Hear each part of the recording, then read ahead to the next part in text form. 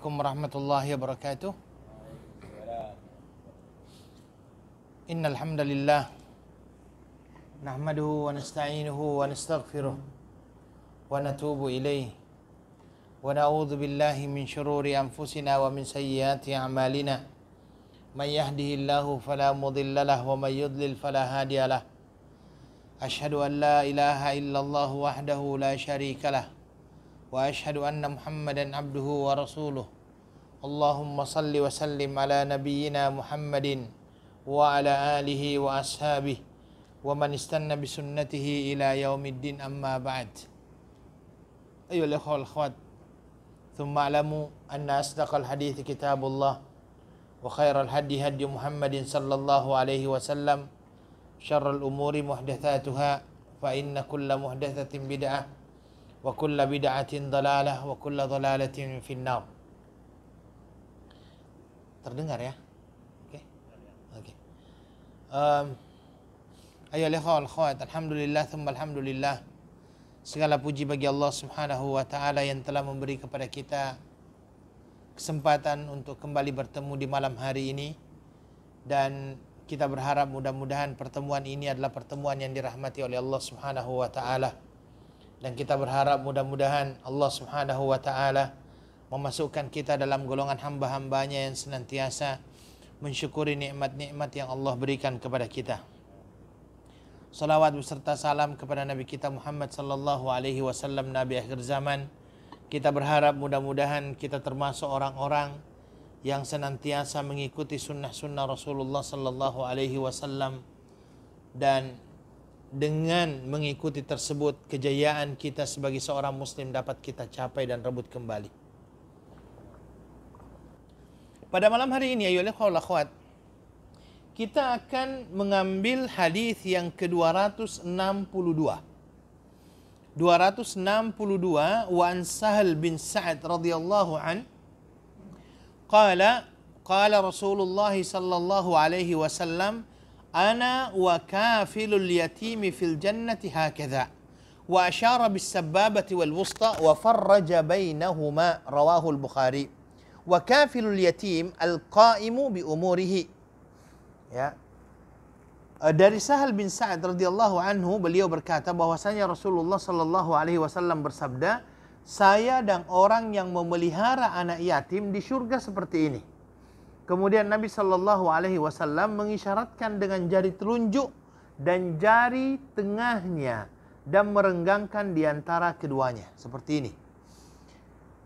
Wa kafilul yatim al-qaimu bi umurihi, dan yang dimaksud dengan kafilul yatim di sini adalah orang yang menanggung segala keperluan anak yatim. Wa an Nabi Hurairah radhiyallahu anhu, yang selanjutnya adalah 263. Wa an Nabi Hurairah radhiyallahu anhu qala Rasulullah sallallahu alaihi wasallam, kafilul yatimi lahu aw li ghairihi ana wa huwa kahataini fil jannah, wa asyara ar-rawi huwa wa Malik bin Anas bis sababati wal wusta. Nah, dan Abu Hurairah radhiyallahu anhu, rawahu Muslim, dan Abu Hurairah radhiyallahu anhu berkata, Rasulullah sallallahu alaihi wasallam bersabda, pemelihara anak yatim baik miliknya sendiri atau milik yang lainnya, saya dan ia adalah seperti kedua jari ini di dalam surga. Yang merawikan hadis ini yaitu Malik bin Anas mengisyaratkan dengan menggunakan jari telunjuk serta jari tengahnya, telunjuk dan jari tengah, ya. Dan rawahu Muslim. Wa qawluhu al-yatimu lahu aw li ghairihi ma'nahu qaribuhu awil ajnabiyyu minhu, ya. Adapun makna daripada al-yatimu lahu aw li ghairihi, yatim itu baik miliknya ataupun yang bukan, artinya adalah yang masih masuk dalam kategori keluarganya ataupun termasuk orang lain. Yang masuk keluarganya itu maka dinamakan dengan al-qarib, ya. Al-qarib, yang masih keluarganya, seperti anak yatim yang dipelihara oleh ibunya ataupun datuknya, ya, datuknya ataupun saudaranya atau yang lainnya dari kerabatnya, wallahu alam. Wa anhu, dan termasuk dalam hadis ini juga Rasulullah sallallahu alaihi wasallam qala Rasulullah sallallahu alaihi wasallam, laisal miskinu alladhi tarudduhu at-tamratu wat-tamratan ولا اللقمة واللقمتان إنما المسكين الذي يتعفف متفق عليه وفي رواية في الصحيحين ليس المسكين الذي يطوف على الناس ترده اللقمة ولا اللقمة واللقمتان والتمرة والتمرتان ولكن المسكين الذي لا يجد غنى يغنيه ولا يفتن به فيتصدق عليه ولا يقوم فيسأل الناس. Dari Abi Hurairah radhiyallahu anhu bahwasanya Rasulullah sallallahu alaihi wasallam bersabda, orang miskin itu bukanlah orang yang ditolak oleh orang lain ketika meminta sebiji atau dua biji kurma atau ketika meminta sesuap atau dua suap makanan. Akan tetapi orang miskin yang sebenarnya adalah orang yang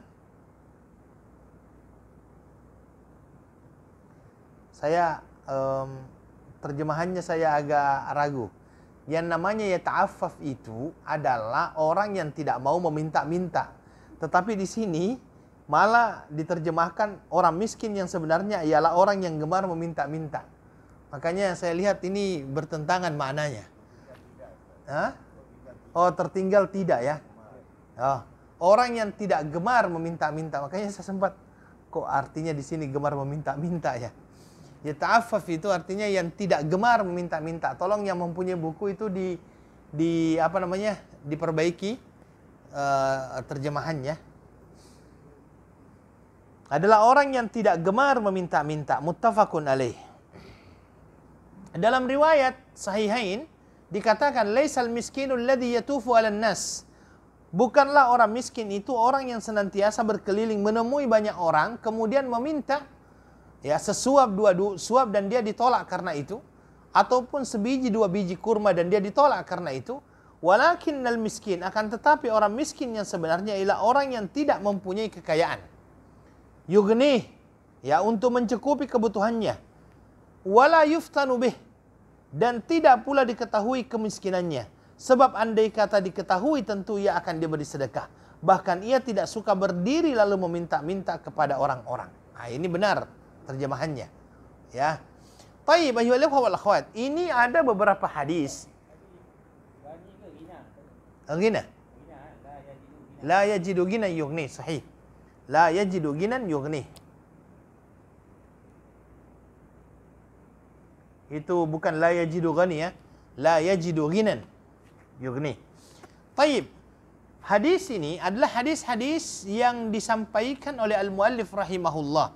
Yang pertama adalah hadis yang diriwayatkan dari Sa'id bin Abi Waqqas radhiyallahu an dari Nabi sallallahu alaihi wasallam, di mana Nabi sallallahu alaihi wasallam menyatakan ana wa kafilul yatimi kahatain. Saya dengan orang-orang yang mengurusi anak-anak yatim seperti ini. Kemudian Nabi sallallahu alaihi wasallam mengangkat as-sabbabat wal wusta, jari telunjuk dan juga jari tengahnya. Ya, jari telunjuk dan jari tengahnya. Dan itu menunjukkan kedekatan Rasulullah sallallahu alaihi wasallam dengan orang-orang yang menguruskan anak yatim ini, ya, menguruskan anak yatim. Tayyib. Tetapi sebelum mau saya sampaikan, yang dimaksud dengan anak yatim di sini adalah orang yang meninggal ayahnya, ya.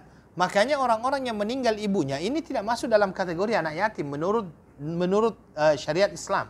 Tetapi yang masuk dalam kategori anak yatim ini adalah orang-orang yang meninggal ayahnya, oke? Karena orang-orang seperti ini adalah orang-orang yang memerlukan perhatian, memerlukan yang namanya kasih sayang, karena orang tuanya sudah meninggal sebelum itu. Dan keyatiman itu diukurnya sampai kapan? Sampai dia baligh, ya, sampai dia baligh, ya. Ini yang dikatakan dengan yatim. Sedangkan setelah balik sudah tidak masuk lagi dalam kategori anak yatim, ya. Kalau dia sudah balik, sudah besar, jangan sampai ada orang yang sudah umur 20, 30 masih dia mengatakan saya juga anak yatim. Tidak. Ya, sama juga yang namanya mu'allaf ini.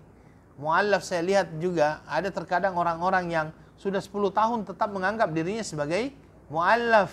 Dan masalahnya, konsekuensinya ketika dia menyebut dirinya sebagai mu'allaf, seolah-olah dia adalah orang-orang yang wajib zakat. Wajib untuk mendapatkan zakat. Ya, dan tidak demikian. Tayyib. Maka di sini ayyuhal ikhwah wal akhwat dikatakan oleh Nabi sallallahu alaihi wasallam bahwa orang-orang yang mengurusi anak yatim adalah orang-orang yang dekat dengan Rasulullah sallallahu alaihi wasallam. Kemudian ayyuhal ikhwah wal akhwat, Yang dimaksud dengan dekat dengan Nabi Sallallahu Alaihi Wasallam di sini adalah di mana? Di surga nanti. Ya, di surga dia dekat.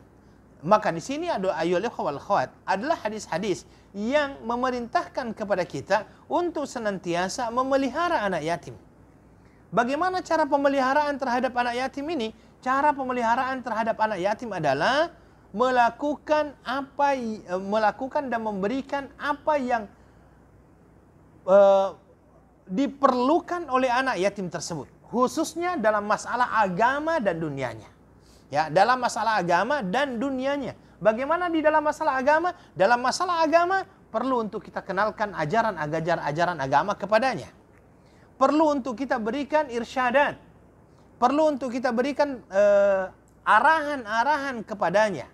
Perlu untuk kita berikan pengarahan kepadanya dalam masalah agama ini. Ya. Bagaimana masalah dunianya? Perlu untuk kita siapkan. Apanya yang kita siapkan? Makanannya, minumannya, tempat tinggalnya. Ya. Ini yang perlu untuk kita fikirkan. Ya, dan yang kita perlukan di sini adalah memang anak yang dimaksud dengan yatim di sini memang adalah anak yatim yang miskin. Yang mungkin tidak mendapatkan yang namanya kasih sayang daripada orang tuanya satu, kemudian orang tuanya sendiri tidak mampu untuk mencukupkan dirinya, ya, mencukupi untuk keperluan daripada anak yatim tersebut. Oke? Kemudian ayyuhal ikhwah wal akhwat, yang kedua, hadis yang kedua juga, hadis yang selanjutnya adalah hadis yang juga berbicara besarnya pahala bagi orang-orang yang melakukan yang mencoba untuk menguruskan anak yatim ini, yang mencoba untuk menguruskan anak yatim ini. Dan seperti yang kami sampaikan tadi, anak yatim itu batasannya adalah sampai dia baligh. Kalau dia sudah baligh, maka sudah tidak bisa dikatakan sebagai anak yatim. Sebelum dia baligh, maka dia dikatakan sebagai sebagai anak yatim, ya. Ini kalau seandainya ayahnya yang meninggal. Hadis yang ketiga adalah hadis yang mana Nabi Sallallahu Alaihi Wasallam menyampaikan bahwa orang miskin itu definisinya bukanlah orang yang senantiasa meminta-minta, meminta sesuap, 2 suap nasi. Bukanlah orang-orang yang senantiasa meminta sebiji atau 2 biji kurma, tidak. Tetapi orang miskin itu adalah orang-orang yang mungkin tidak mempunyai, ya, tidak mempunyai dan tidak mencukupkan keperluannya dalam sehariannya, tetapi dikarenakan dia mempunyai rasa malu, maka dia tidak meminta-minta kepada orang lain. Yata'affaf. Ya, yata'affaf. Dia tidak meminta-minta kepada orang lain karena ada rasa malu di dalam dirinya. Dia malu untuk mengatakan saya tidak punya beras. Dia mungkin malu untuk mengatakan saya tidak mempunyai lauk. Dia mungkin malu untuk mengatakan saya tidak mempunyai makanan di rumah. Tetapi dikarenakan dia mempunyai harga diri, dia mempunyai rasa malu di dalam dirinya, maka dia tidak pergi untuk meminta-minta. Inilah yang masuk dalam kategori orang-orang miskin menurut Rasulullah Sallallahu Alaihi Wasallam. Bahkan di dalam Al-Quran dikatakan, yahsabuhumul jahilu agniya'a minat ta'affuf. Dikarenakan dia tidak keluar untuk pergi meminta-minta kepada orang lain, sampai orang-orang mengira bahwa sesungguhnya dia adalah orang kaya. Ya, orang-orang mengira bahwa sesungguhnya dia orang kaya. Inilah orang miskin sesungguhnya. Dia tidak perlu meminta sehingga orang-orang memberikannya. Dia tidak perlu ditahu sehingga orang-orang bersedekah kepadanya. Ya. Sebagaimana orang mengatakan afin kafin, bahwa orang-orang yang mencoba untuk menjaga dirinya dari meminta-minta, maka Allah akan mencukupkan dirinya tanpa dia mengetahui dari mana sumber daripada apa yang dia dapatkan. Inilah orang miskin, ya, yang perlu untuk senantiasa kita perhatikan, kita cari siapa di antara mereka yang masuk dalam kategori miskin ini. Karena mereka adalah orang-orang yang malu untuk mengatakan saya adalah orang yang memerlukan. Ya, kan terkadang kita dapatkan ada orang seperti itu, Pak. Ya, terkadang kita dapatkan ada orang seperti itu. Dia mungkin dalam keadaan sangat perlu, dia sangat miskin, tetapi dikarenakan dia mempunyai rasa malu di dalam hatinya, untuk meminta saja dia tidak mau. Ya. Orang seperti inilah yang perlu untuk kita berikan bantuan. Ya. Dan ini bisa kita lihat sebenarnya, bisa kita perhatikan. Oh, ini orang tinggal di rumah dua apa namanya? 2 bilik misalnya. Orang ini tinggal di rumah 2 bilik, dia punya anak sekian misalnya kan. Kemudian ternyata dia tidak punya pekerjaan, istrinya juga tidak punya pekerjaan. Kita bisa lihat itu. Tetapi ternyata orang ini tidak pernah meminta-minta. SMS pun tidak pernah meminta nasi, beras, apa semuanya tidak. Mungkin dikarenakan dia mempunyai rasa malu di dalam hatinya, sehingga dia tidak pernah meminta. Orang seperti inilah yang perlu untuk mendapatkan bantuan. Kita tahu, kita lihatlah. Orang ini mempunyai begini, tetapi dia tidak pernah meminta-minta. Mungkin dikarenakan dia punya rasa malu untuk meminta. Makanya dia tidak pernah meminta. Dia hanya meminta kepada Allah Subhanahu wa Ta'ala. Ya. Ini perlu orang-orang seperti ini untuk kita bantu. Ya, untuk kita bantu. Dan di dalam hadis ini juga adalah isyarat bahwa sesungguhnya orang-orang yang miskin ini perlu bersabar dan senantiasa menunggu solusi yang Allah Subhanahu wa Ta'ala berikan kepadanya, dan tidak perlu akhirnya turun ke jalan meminta-minta kepada orang apakah orang tersebut mau memberinya atau tidak. Ya, tidak perlu. Kenapa? Karena sesungguhnya manusia kalau hatinya sudah tergantung kepada makhluk, maka dia senantiasa akan tawakal kepada makhluk itu. Mungkin saja ada orang yang sudah tidak mempunyai rasa malu, kemudian setelah itu dia meminta-minta dan dia merasa, oh ternyata meminta-minta cukup ya untuk 1 hari. Akhirnya dia sudah tidak meminta kepada Allah. Dia harapkan kepada siapa? Makhluk tersebut. Dia hanya mengharapkan kepada manusia. Ya. Dan akhirnya dia senantiasa turun ke jalan, meminta kepada manusia sampai dia lupa yang siapa yang memberikan kepada dia rezeki, yaitu Allah Subhanahu wa Ta'ala. Dia sudah lupa itu. Dia sudah tidak berharap lagi kepada Allah Subhanahu wa Ta'ala, tetapi tawakalnya, bersandarnya bukan lagi kepada Allah tetapi kepada makhluk. Padahal Allah Subhanahu wa Ta'ala di dalam Al-Qur'an menyatakan, "Wa may yatawakkal 'alallahi fahuwa hasbuh, innallaha balighu amrih." Dalam surat Talaq. Barang siapa yang bertawakal kepada Allah, maka cukup baginya Allah. Allah yang akan mencukupinya. Allah yang akan mencukupinya. Maka disinilah perlunya kesabaran bagi seorang yang miskin. Disinilah perlunya seorang miskin mempunyai rasa malu, mempunyai rasa iffah, harga diri, untuk tidak turun ke jalan-jalan meminta pertolongan kepada manusia. Dan dia jangan sampai turun kecuali terpaksa sekali.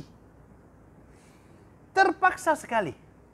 Ada ulama yang mengatakan, kapan sebenarnya seseorang bisa meminta-minta? Kata ulama tersebut, idza hallat lahul maitah, halla lahus su'al. Kalau bangkai sudah dihalalkan untuknya, barulah dia dihalalkan untuk meminta-minta. Itu kalau bangkai halal itu kapan itu? Itu kan dalam keadaan sangat terpaksa kan. Idza hallat lahul maitah, halla lahus su'al. Itu kata ulama ketika ulama tersebut ditanya, kapan bila seseorang itu diperbolehkan untuk meminta-minta? Idza hallat lahul maitah, halla lahus su'al. Kalau maitah, bangkai sudah dihalalkan baginya, maka dihalalkan baginya untuk meminta-minta. Selama sebelum sampai di situ, kalau bisa dia mempunyai harga diri, tidak turun untuk meminta-minta. Walaupun mungkin dia dalam satu harinya hanya makan nasi dengan garam, misalnya kan. Alhamdulillah kalau sudah masih ada nasi dengan garam. Ya kalau masih ada nasi itu pertanyaan yang ada, besok nasi makan dengan apa ya? Mungkin seperti itu kan. Kalau sudah pertanyaannya, besok masih bisa makan atau tidak?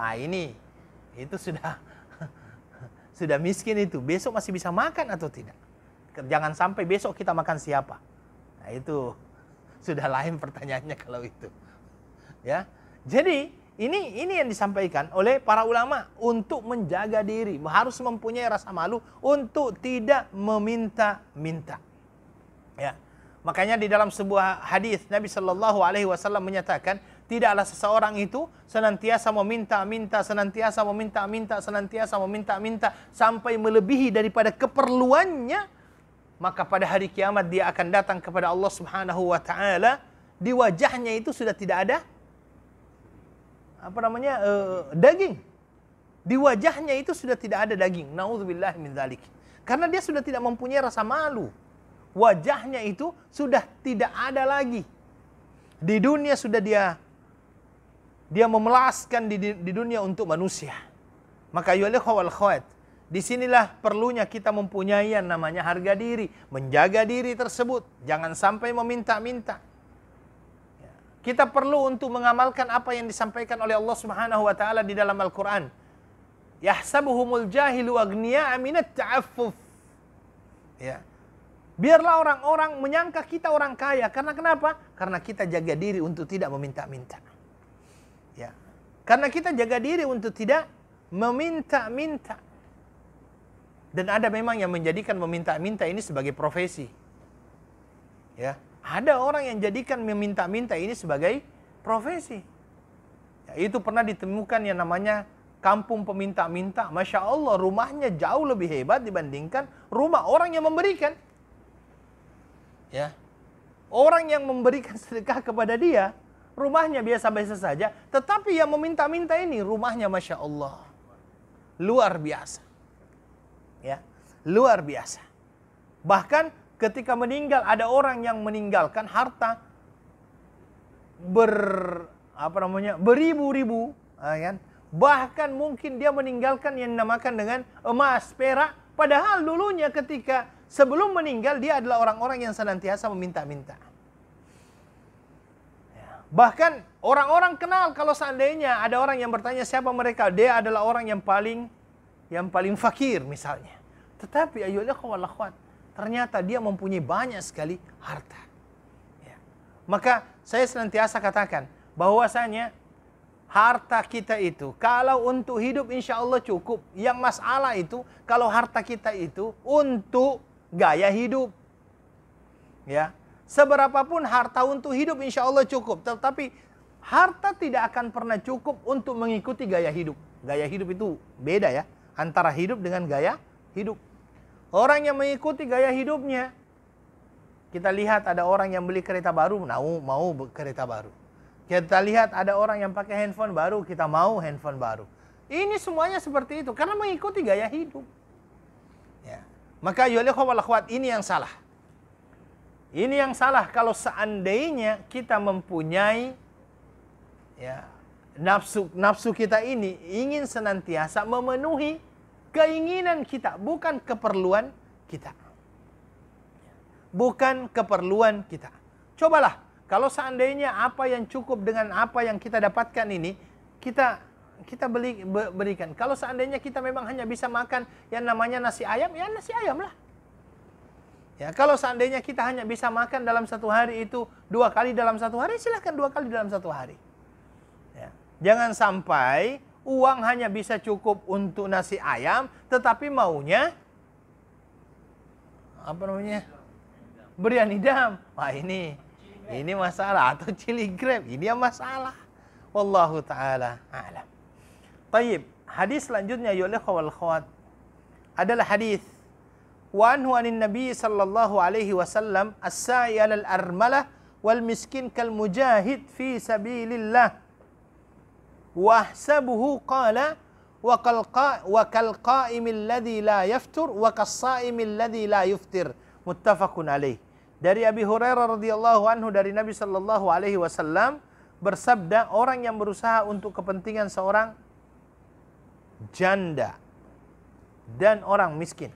Oke, saya hanya mau sampaikan kata-kata armilah dalam hadis ini memang arti daripada armalah, arti aslinya adalah janda-janda. Oke, tetapi arti daripada armalah di dalam hadis ini tidak terbataskan hanya kepada janda. Karena jangan sampai setelah ini semuanya mau cari janda untuk disantuni, tidak. Tetapi kata-kata armalah di dalam hadis ini itu orang-orang yang memang tidak mempunyai keluarga, baik itu wanita maupun laki-laki. Cuma biasanya yang sangat memerlukan adalah kaum wanita. Karena kalau kaum wanita tidak mempunyai keluarga, dia harus mencari keperluannya sehari-hari. Kalau laki-laki, dia mempunyai berbagai macam cara untuk melakukannya, tapi wanita terbatas. Makanya kata-kata armalah di sini kalau diterjemahkan hanya janda itu kurang, ya, karena arti daripada armalah di sini adalah orang yang tidak ada orang yang tidak mempunyai keluarga dan dia dhaif, ya, dia adalah orang yang memerlukan, sehingga memerlukan yang namanya bantuan. Itu armalah. Wal miskin, dan orang miskin kal mujahid fi sabilillah, seperti mujahid di jalan Allah Subhanahu wa taala. Wa ahsabuhu, ya. Kata-kata wa ahsabuhu ini perkataannya Abu Hurairah. Ya, ini perkataannya Abu Hurairah, dia mengatakan wa ahsabuhu, dan saya mengira, ya, Nabi sallallahu alaihi wasallam bersabda juga. Jadi ini ada keraguan dari Abu Hurairah di dalam hal ini. Wa ahsabuhu qala, ya, dan saya mengira Nabi juga bersabda, wa kal qaimil ladzi la yaftur, seperti seorang yang melaksanakan salat malam tidak pernah berhenti, wa kas saimil ladzi la yuftir, dan bagaikan seorang yang berpuasa yang tidak pernah berbuka. Muttafaqun alaih. Tayyib ayyuhal ikhwah wal akhwat. Hadis ini adalah hadis yang menerangkan kepada kita perlunya untuk berlemah lembut kepada anak yatim dan orang-orang yang memerlukan, serta orang-orang fakir dan lain sebagainya. Nabi sallallahu alaihi wasallam menyatakan as-sa'i 'alal armalah, orang-orang yang memperhatikan kepentingan, keperluan orang-orang yang miskin, ya. Wal aramil humul ladzina la a'ila lahum sawa'un kanu dzukuran aw inatha. Ini penjelasan daripada ulama berkenaan dengan makna aramil. Kata ulama, al aramil, armalah di sini artinya adalah orang-orang la a'ila lahum, tidak mempunyai keluarga, baik itu laki-laki maupun wanita, ataupun masuk dalam kategori orang-orang miskin, humul fuqara. Maka orang-orang yang menguruskan perkara orang-orang seperti ini mempunyai keutamaan dan pahala yang sangat besar. Orang-orang yang senantiasa mengulurkan bantuan kepada orang-orang seperti ini, orang-orang yang senantiasa memberikan bantuan kepada orang-orang yang memerlukan bantuan dari kalangan fakir miskin ataupun dari kalangan fuqara, ya, maka dia mendapatkan keutamaan, kata Nabi sallallahu alaihi wasallam. Apa keutamaannya? Disamakan oleh Nabi sallallahu alaihi wasallam seperti orang yang berjuang di jalan Allah Subhanahu wa taala. Bahkan disamakan oleh Nabi sallallahu alaihi wasallam bagaikan orang yang melaksanakan salat malam tidak pernah terputus. Disamakan oleh Nabi sallallahu alaihi wasallam seperti orang yang berpuasa tidak pernah berbuka. Masya Allah. Ini adalah hal yang luar biasa. Ya, ini adalah hal yang luar biasa. Maka ayolah wal akhwat, ini menjadi dalil bagi kita keutamaan orang-orang yang memberikan tanggungan ataupun memperhatikan dan senantiasa mencukupkan keperluan-keperluan orang-orang seperti ini. Ya. Keperluan orang-orang seperti ini. Saya kira kalau seandainya ada satu keluarga yang memang memerlukan bantuan, kalau seandainya memang kita mempunyai kelebihan, apa susahnya kita berikan kepada dia mungkin 10 kilogram, 10 kilo beras misalnya, kan? Silahkan.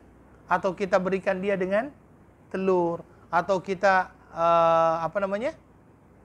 berikan dia misalnya minyak. Ini semuanya adalah hal-hal yang perlu untuk senantiasa kita biasakan, ya, biasakanlah kepada mereka, ya. Bahkan kalau boleh kita berikan mereka dalam bentuk makanan yang sudah jadi, ya. Ini saya ambil satu pelajaran daripada kurban, ibadah kurban. Jadi ada orang-orang yang ketika diberikan daging, mereka tuh berkata begini, kami mau apakan daging ini? Kami tidak mempunyai uang untuk beli bumbu. Ya, ketika kita berikan yang namanya daging, ya, daging yang segar itu 2 kilo, 3 kilo, malah mereka bertanya, kami mau apakan daging ini? Ya, saya bilang, kenapa?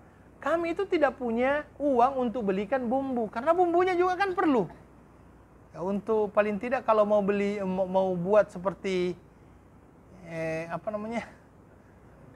rendang, sop, itu kan perlu ada bumbunya. Makanya biasanya kita itu merubah caranya. Caranya, kalau seandainya orang yang memang masih kita anggap orang yang mampu, kita berikan dalam bentuk daging yang segar.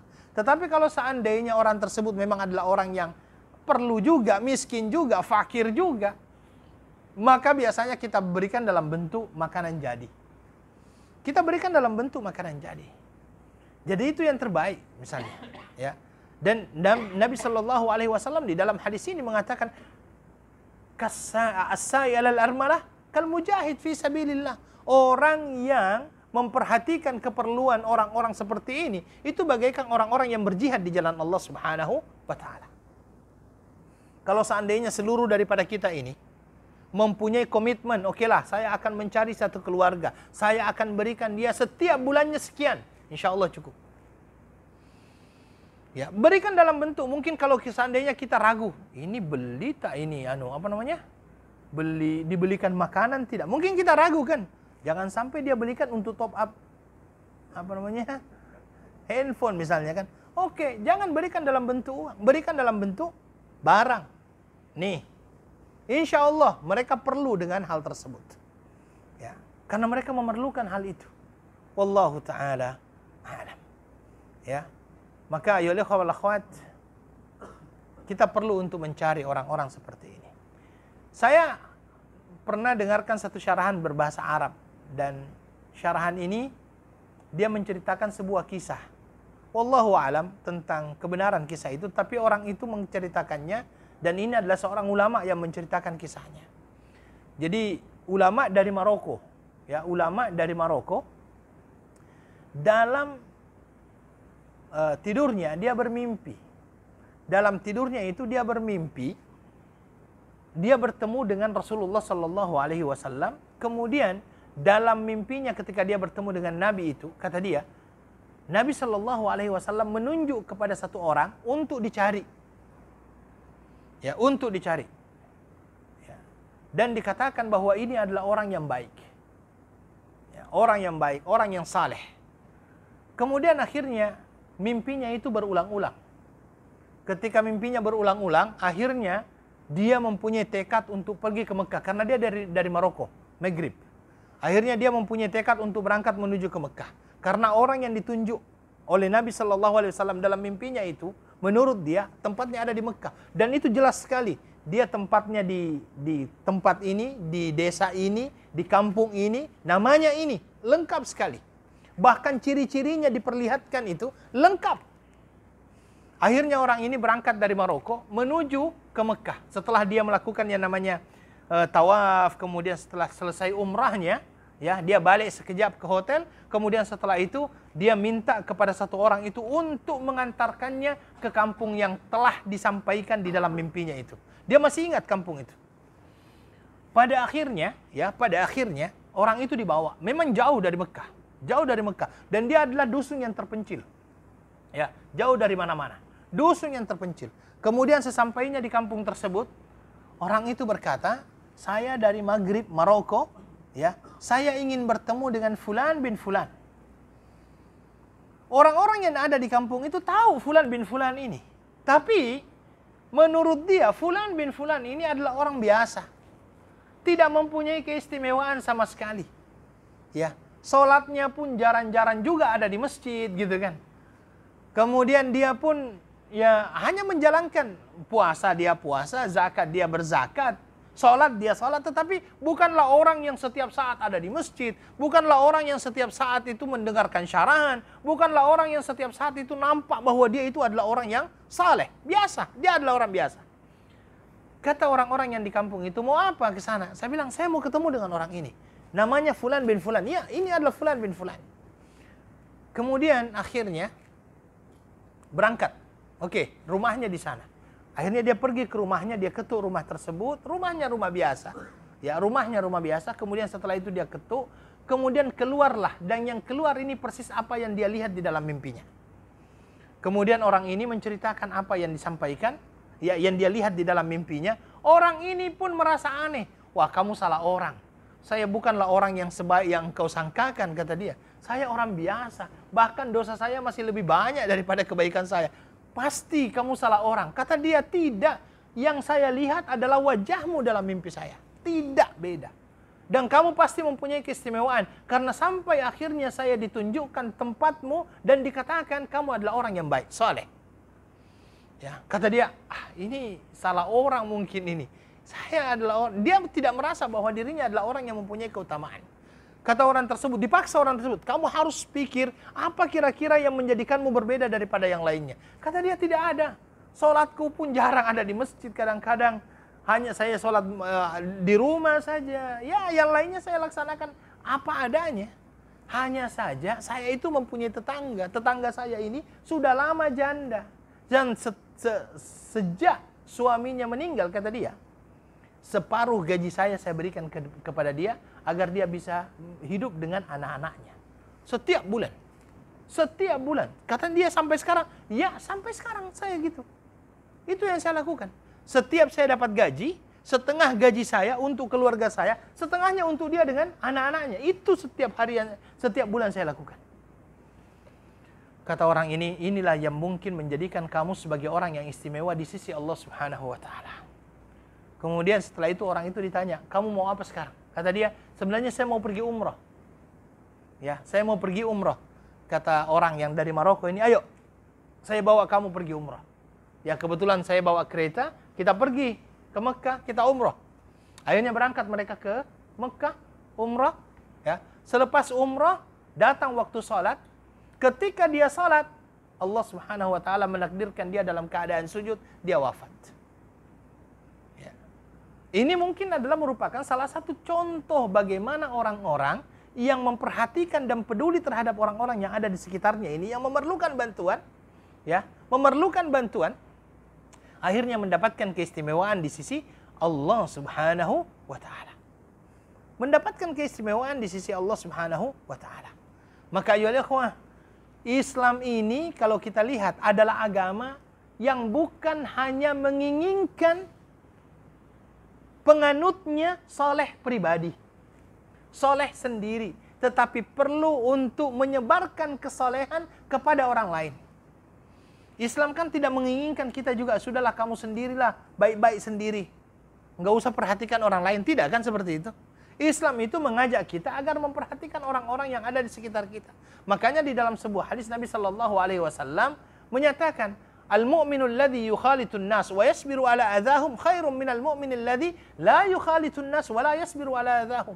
Seorang yang beriman, yang mau bercampur dengan orang lain, bersabar dengan orang lain, itu lebih baik daripada seorang muslim yang tidak mau bercampur, sendiri dia dan tidak mampu bersabar. Itu yang dikatakan oleh Rasulullah sallallahu alaihi wasallam. Dan kalau kita lihat ibadah-ibadah yang diperintahkan oleh Allah Subhanahu wa taala, ada dimensi sosial di dalamnya. Ada dimensi sosial di dalamnya, bukan dimensi pribadi sahaja, tetapi ada dimensi sosial di dalamnya. Kita diminta kadang-kadang oleh Allah untuk berbagi, merasakan apa yang dirasakan oleh orang-orang yang miskin, fakir, ataupun orang-orang yang perlu ini. Contoh misalnya, Allah Subhanahu wa taala mewajibkan kepada kita untuk berpuasa. Salah satu hikmahnya kan mungkin adalah agar kita bisa merasakan apa yang dirasakan oleh orang-orang yang mungkin dalam hidupnya, kesehariannya itu dia tidak makan sehari. Islam mengajarkan kepada kita untuk membayar zakat agar kita bisa berbagi dengan mereka. Di bulan Ramadan itu ada yang dinamakan dengan zakat fitrah. Zakat fitrah tujuannya itu salah satunya adalah apa? Agar orang-orang yang tidak mempunyai makanan di hari raya Idul Fitri merasakan makanan yang sama dengan apa yang dimakan oleh orang-orang yang mempunyai. Kan seperti itu. Ya haji, apalagi haji kita bersama di sana. Jadi dimensi sosial ini diajarkan oleh Islam kepada kita. Ya. Diajarkan oleh Islam kepada kita. Maka ini perlu untuk kita perhatikan. Tetapi ayolah ikhwah, ada juga satu hal yang perlu untuk kita garis bawahi. Terkadang ada orang yang mempunyai keinginan berbagi kepada orang lain, keluarganya terlantar. Nah, ini juga salah. Wah, untuk kepada orang lain itu kasih. Keluarganya terlantar. Ini juga tidak benar. Cukupkan keluarga, silahkan berbagi. Cukupkan keluarga, silahkan berbagi setelah itu. Wallahu ta'ala a'lam. Taib, hadis selanjutnya ya wal akhwat adalah hadis wa anhu anin Nabi sallallahu alaihi wasallam. anhu di sini masih Abu Hurairah. Dari Nabi sallallahu alaihi wasallam qala syarrut ta'am ta'amul walimah yumna'uha man ya'tiha wa yud'a ilaiha man ya'baha wa man lam yujib ad-da'wah faqad asallaha wa rasulahu rawahu Muslim.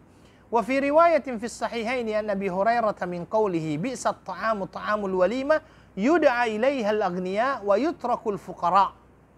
Dari Abi Hurairah dari Nabi sallallahu alaihi wasallam, beliau bersabda, seburuk-buruk makanan ialah makanan pada waktu pesta, walimah, yang ketika orang yang ingin datang dilarang untuk mendatanginya, tetapi orang yang tidak ingin mendatanginya malah diundang.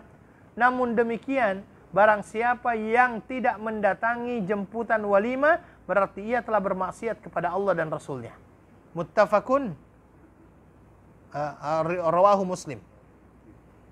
Wa fi riwayatin, dalam riwayat dalam kitab As-Sahihain Bukhari Muslim dari Abi Hurairah, ya, bahwasanya Nabi sallallahu alaihi wasallam bersabda, bi'sat ta'amu ta'amul walimah. Seburuk-buruk makanan adalah makanan walimah. Yud'a ilaiha al-aghniya, karena orang-orang kaya yang diundang, wa yutrakul fuqara, sedangkan orang-orang fakir malah ditinggalkan atau tidak mendapatkan jemputan. Al-muallif rahimahullah ya wal akhwat, ini mengambil hadis yang diriwayatkan dari Abi Hurairah radhiyallahu anhu bahwasanya Nabi sallallahu alaihi wasallam menyatakan syarrut ta'am ta'amul walimah. Seburuk-buruk makanan adalah makanan walimah.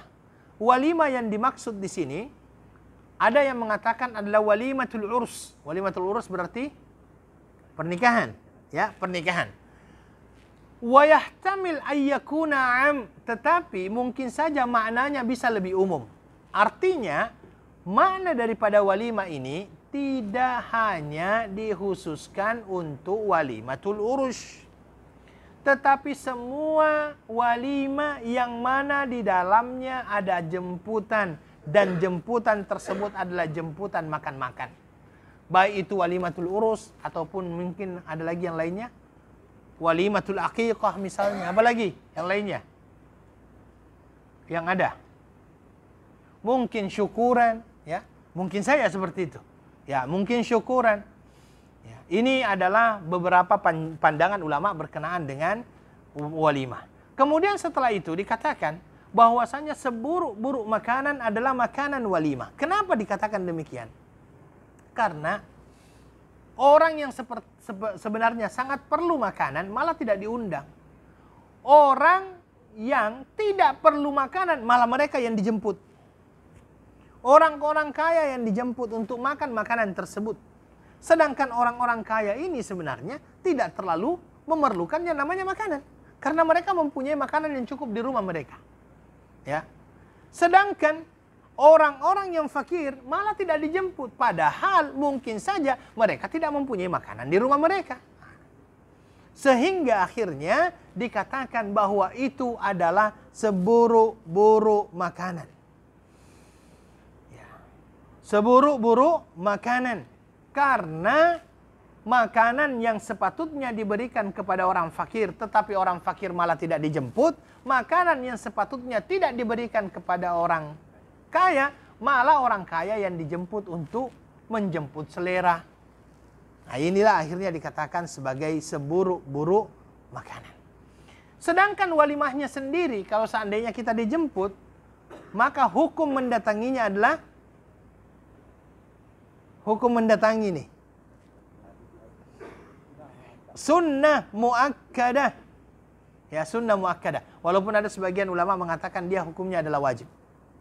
Hukumnya adalah wajib. Tapi sebagian ulama mengatakan bahwa dia adalah hukumnya sunnah muakkadah. Tayyib. Hukum walimatul urus sunnah muakkadah. Nabi sallallahu alaihi wasallam menyuruh Abdurrahman bin Auf untuk melakukan walimah. Kata Nabi sallallahu alaihi wasallam, "Aulim walau bisyatin." Buatlah walimah walaupun hanya dengan 1 ekor kambing. Ini setelah selesai yang namanya walimah. Tayyib. Dalam hadis ini juga dikatakan wa man lam yujid faqad asallaha wa rasulahu. Orang yang tidak mendatangi jemputan, maka sesungguhnya dia telah bermaksiat kepada Allah dan Rasulnya. Inilah para ulama menyatakan bahwa menjawab jemputan tersebut hukumnya adalah wajib. Yang pertama tadi dikatakan wajib. Karena, kenapa? Tidak mungkin sesuatu itu menjadi maksiat kalau tidak dilaksanakan, kecuali hal itu adalah wajib. Kalau wajib kan, kalau dilaksanakan dapat pahala, tidak dilaksanakan berdosa. Dan di dalam hadis ini dikatakan, berdosa orang yang mendapatkan jemputan tetapi dia tidak mendatanginya. Tetapi para ulama akhirnya mengatakan, untuk mendatangi walimah tersebut mempunyai beberapa syarat. Yang pertama, ayyakuna da'i musliman. Kalau jemputan itu adalah jemputan dari seorang muslim, ya, jemputan seorang muslim, maka dia perlu dia mempunyai kewajiban untuk mendatanginya. Bagaimana kalau seandainya daripada non muslim, kita boleh untuk datang, ya, kita boleh untuk datang. Nabi Shallallahu Alaihi Wasallam pernah mendatangi jemputan daripada orang Yahudi ketika Nabi Shallallahu Alaihi Wasallam berada di kota Madinah Al-Munawwarah. Nabi Shallallahu Alaihi Wasallam ketika dijemput oleh seorang Yahudi, Nabi datang. Ya, Nabi datang. Ya. Kalau seandainya Nabi datang, kalau sekiranya dia dijemput oleh orang Yahudi, apatah lagi kalau seandainya dia dijemput oleh seorang Muslim. Ini yang pertama. Yang kedua, ya, bahwasanya jemputan tersebut adalah jemputan yang di dalamnya tidak bercampur antara yang halal dengan yang haram. Tidak bercampur antara yang halal dengan yang haram. Contohnya saja makanannya, misalnya ada makanan yang halal, ada yang makanan yang haram. Kalau sudah seperti itu, kita tidak mempunyai kewajiban untuk mendatanginya. Tapi kalau mau datangi dan kita yakin bahwasanya saya hanya makan yang ini, silahkan. Kemudian di dalamnya tidak ada unsur-unsur kemaksiatan. Ya, di dalamnya tidak ada unsur-unsur kemaksiatan. Silahkan datangi kalau seandainya tidak ada unsur kemaksiatan. Kalau seandainya di dalamnya ada unsur kemaksiatan, Anda boleh untuk tidak datang. Ya, Anda boleh untuk datang. Kemudian yang ketiga, alla yakuna fid da'wati munkar. Dan jangan sampai di dalam jemputan tersebut ada perkara-perkara yang mungkar yang dilakukan. Contoh misalnya perkara yang mungkar, di situ misalnya diadakan yang namanya judi, ya kan? Ada tak jemputan tapi di dalamnya ada judi? Atau joget-joget misalnya. Nah, ini juga adalah hal-hal yang Anda boleh untuk tidak datang kalau seandainya itu ada. Tetapi boleh tidak Anda datang di situ? Boleh. Tetapi kalau bisa memberikan juga nasihat kepada yang mempunyai walimah tersebut. Ya, karena kita mempunyai kewajiban untuk mendakwakan Islam ini kepada mereka. Wallahu ta'ala a'lam. Oke. Kemudian yang mempunyai kewajiban untuk menghadiri kalau seandainya sudah disebutkan nama. Biasanya kan disebutkan nama kan? Kepada misalnya saja Cik Yazid misalnya kan. Nah, itu nama itu yang wajib. Tetapi kalau seandainya dia berkata, saya di sini, saya jemput antum semuanya datang ke ini misalnya kan, itu kan tidak disebutkan. Anda boleh tidak datang. Karena tidak disebutkan. Ya, jadi kewajiban datang itu bagi orang yang memang betul-betul sudah dita'yin, sudah dijelaskan siapa orangnya itu, nah itu dia datang. Wallahu ta'ala a'lam. Baik, hadis selanjutnya ya wal akhwat adalah hadis wa an Anas radhiyallahu anhu anin Nabi sallallahu alaihi wasallam qala man 'ala jariyatayn hatta tablugha jaa yaumal qiyamati ana wa huwa kahatain wa dhamma asabi'ahu rawahu Muslim jariyatain aw bintain. Ya, dari Anas bin Malik radhiyallahu an dari Nabi sallallahu alaihi wasallam bahwasanya Nabi sallallahu alaihi wasallam bersabda, barang siapa yang menanggung segala keperluan dua anak perempuan sampai keduanya memasuki usia balik dewasa, maka ia datang pada hari kiamat, saya dengan dia adalah seperti kedua jari ini. Lalu beliau menyatukan jari-jarinya, dua jari-jari ini. Taib. Dan hadis di atas adalah hadis berkenaan dengan keutamaan orang-orang yang memelihara anak wanita. Ya, anak wanita. Kenapa? Karena biasanya anak wanita ini terkenal dengan kelemahan. Ya, lemah. Dia memerlukan senantiasa bimbingan. Ya. Anak-anak. Dua anak sendiri dan anak yatim juga. Oke. Ini yang perlu untuk kita perhatikan, ya, yaitu anak wanita kadang-kadang dia adalah anak-anak yang memerlukan perhatian lebih dibandingkan anak laki-laki, ya. Maka akhwat, Nabi Shallallahu alaihi wasallam menjelaskan di sini bahwasanya orang-orang yang mampu untuk mendidik anak wanita ini anak sendiri ataupun anak orang lain yang mungkin dia itu fakir, miskin ataupun yatim misalnya, maka Nabi Shallallahu alaihi wasallam mengatakan dia akan bersama Nabi Shallallahu alaihi wasallam di surga nantinya. Kemudian Nabi Shallallahu alaihi wasallam menempelkan jari-jarinya menunjukkan kedekatan antara orang yang perhatian terhadap anak wanita tersebut dengan Nabi Shallallahu alaihi wasallam. Bagaimana caranya memperhatikannya? Memperhatikannya dengan mengurusi segala apa yang dia perlukan. Pakaiannya, makanannya, minumannya, tempat tinggalnya, ya. Begitu juga berkenaan dengan pendidikannya. Dan ini yang sangat penting. Ya, ini yang sangat penting. Karena mendidik seorang wanita itu sama dengan mendidik satu generasi. Mendidik satu orang wanita itu sama dengan mendidik satu generasi. Makanya ulama tarbiyah, ulama pendidikan itu berkata, al-ummu madrasatun idza a'dadtaha a'dadat sya'ban tayyibal la'raq. Ibu itu adalah madrasah. Ibu itu adalah sekolah. Kalau seandainya kita mempersiapkan seorang ibu yang hebat, maka dia akan mempersiapkan satu generasi yang hebat. Dan akhwat, perlu untuk kita sadari, salah satu cara daripada musuh Islam untuk memusuhi Islam adalah dengan menjauhkan ibu dari keluarganya. Menjauhkan ibu dari keluarganya. Mencoba untuk menghilangkan peran seorang ibu daripada keluarganya. Sehingga akhirnya sang ibu tidak bersama dengan keluarganya. Anak-anaknya tumbuh dan berkembang bukan dari pendidikan ibunya, tapi mungkin saja pendidikan daripada pembantunya. Alhamdulillah kalau pembantunya bisa membaca dan menulis, mempunyai akhlak yang bagus. Kalau seandainya yang membantu di rumah juga tidak mempunyai pendidikan agama yang cukup, itulah yang akan diserap oleh anak-anak kita. Ya. Maka kalau seandainya di dalam Al-Quran dikatakan waqarna fi buyutikunna wa la tabarrajna tabarrujal jahiliyatil ula, itulah peranan seorang ibu. Diam, duduk di rumah, mendidik anak-anak. Karena dengan dia mendidik anak-anak, dia telah mempersiapkan satu generasi yang sangat hebat sebenarnya. Ya, dia telah mempersiapkan generasi yang sangat hebat. Itulah peranan seorang ibu. Ayah mencari nafkah yang halal untuk keluarganya. Ibu di rumah fokus mendidik anak-anaknya. Karena akhlak seorang anak itu ya pertama kali dilihat daripada ibunya. Ibulah yang memberikan akhlak itu kepada anaknya pertama kali. Bukan orang lain. Bahkan sejak daripada hamil, ibu itu sudah mempunyai peranan yang sangat besar untuk mendidik anak-anak dia. Bahkan di dalam sebuah penelitian dikatakan anak-anak di dalam perut ibu itu kan sudah mampu untuk berinteraksi dengan ibunya. Ketika ibunya itu banyak membaca Al-Quran, paling tidak dia mendengarkan ayat-ayat yang dibaca oleh ibu. Kalau seandainya yang didengar oleh ibu adalah musik, mungkin saja akhirnya anaknya di dalam joget-joget. Seperti itu.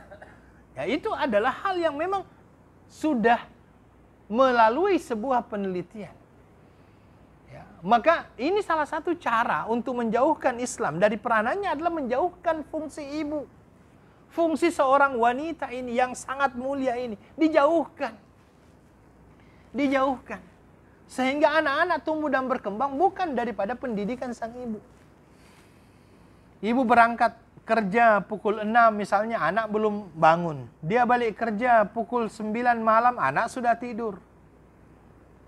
Mungkin saya seperti itu kan. Sepanjang hari dia bersama dengan siapa? Ya, dengan orang yang ada di rumah tersebut.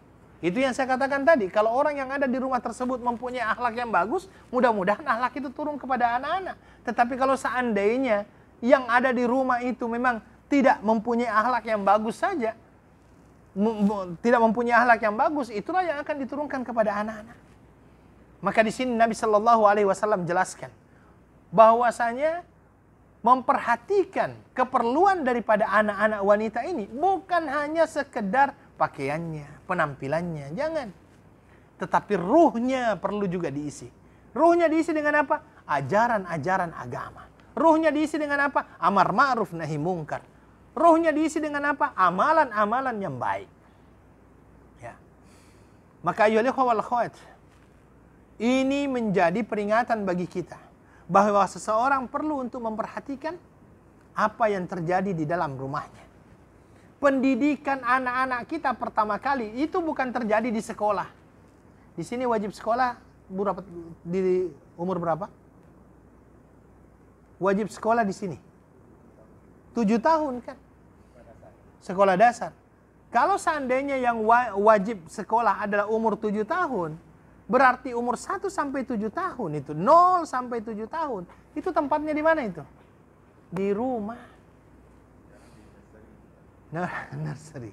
Makanya di dalam hadis Nabi Shallallahu Alaihi Wasallam dikatakan, "Allimu auladakumus salata fi sab'in wadribuhum fi 'ashrin." Ajarkan anak-anakmu salat umur 7 tahun. Pukul dia kalau sampai umur 10 tahun dia belum salat. Ulama pendidikan mengatakan apa? Kalau anak-anak tersebut sudah dibiasakan sholat mengikut kepada ayah ibunya sewaktu dia umur 77 tahun, maka dia tidak akan pernah dipukul di 10 tahun. Karena di umur 10 tahun dia sudah terbiasa melaksanakan sholat.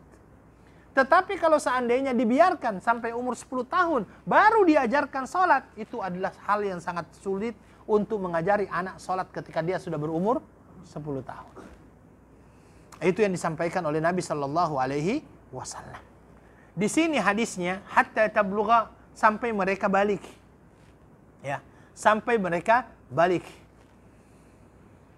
Baliknya seorang wanita itu ditandai dengan 4 hal. Yang pertama haid. Ya, yang pertama haid. Kemudian yang kedua mimpi basah. Kemudian yang ketiga, kalau seandainya dua-duanya ini tidak ada, tumbuhnya, mohon maaf ya, tumbuhnya bulu-bulu di sekitar kemaluan. Kalau tiga-tiganya ini tidak ada, masuk 15 tahun, berarti dia sudah balik. Itu yang disampaikan oleh para ulama berkenaan dengan sinnul bulugh, ataupun masa baliknya seorang wanita. Ya, makanya saya katakan ayyuhal ikhwah wal akhwat, wanita ini mempunyai peranan yang sangat besar. Karena dia yang akan mempersiapkan, ya, dia yang akan mempersiapkan sebuah generasi yang hebat setelahnya. Dan di dalam Al-Quran, Allah Subhanahu wa Ta'ala sudah memberikan kepada kita 4 contoh keluarga yang mana peranan seorang ibu sangat signifikan. Keluarga yang suaminya saleh, istrinya salehah, anaknya biasanya saleh. Itu adalah profil keluarga Nabi Ibrahim. Istrinya siapa? Hajar dengan Sarah. Kedua-dua anaknya menjadi nabi. Ada suami yang saleh, istrinya tidak saleh, anaknya biasanya tidak saleh juga. Profilnya ada sama siapa ini? Nabi Nuh. Nabi Nuh, nabi, orang yang saleh, tapi istrinya tidak saleh. Anaknya biasanya ikut sama siapa? Istrinya. Ikut sama istrinya. Ada suami yang tidak saleh, tapi istri saleh, dia mampu untuk mendidik anak menjadi saleh. Profil siapa? Fir'aun. Fir'aun. Fir'aun. Ada juga suami tidak saleh, istri tidak saleh. Itu profil siapa itu? Abu Lahab dengan istrinya Ummu Jamil. Ya kan dua-duanya kena kutuk di dalam Al-Quran. Tabbat yada abi lahabi wa tabba ma agna anhu maluhu wa ma kasab sayasla naran dzata lahab wa imra'atuhu hammalatal hatab fi jidha hablum min masad. Artinya apa? Profil 4 keluarga ini sudah diberikan kepada kita isyaratnya bahwa ibu mempunyai peranan yang sangat penting dalam pendidikan anak di dalam rumah. Makanya pentingnya untuk seorang wanita menyadari peranannya, bahwa sebenarnya dia peranannya ada di dalam rumah, mempersiapkan anak-anaknya menjadi generasi-generasi yang terbaik pada masa yang akan datang. Wallahu ta'ala alam, saya kira itu yang bisa saya sampaikan. Ada pertanyaan mungkin? Tadi rangka yang mu'alaf ada batasan waktu tadi sampai 10 tahun dah mu'alaf. Berapa sebenarnya? Sebenarnya untuk batasan mu'allaf ini memang tidak ada penjelasan. Ya, tetapi sebenarnya mu'allaf itu dikatakan seseorang itu mu'allaf qulubuhum. Kata-kata mu'allaf itu karena hatinya masih ragu-ragu. Jadi orang-orang mu'allaf ini, ayo ikhwah, dia hatinya masih ragu-ragu. Di masa dia ragu-ragu hatinya itu biasanya hanya di awal-awal. Belum terlalu mantap. Maka dengan itu diberikanlah yang namanya zakat. Untuk membuat yang namanya dirinya tertarik kepada Islam. Karena walau bagaimanapun, kadang-kadang harta ini